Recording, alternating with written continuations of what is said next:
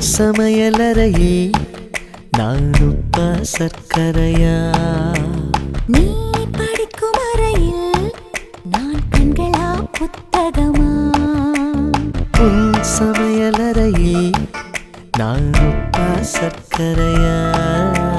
நீ படிக்கும் அறையில் நான் கண்களா புத்தகமா?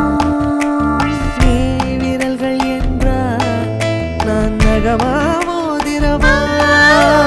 நீ இதழ்கள் என்றால் நான் முத்தமா புன்னகையா? நீ அழகு என்றால் நான் கவியா ஓவியனா? உன் சமையலறையில் நான் உப்பா சர்க்கரையா? நீ படிக்கும் அறையில் நான் கண்களா புத்தகமா?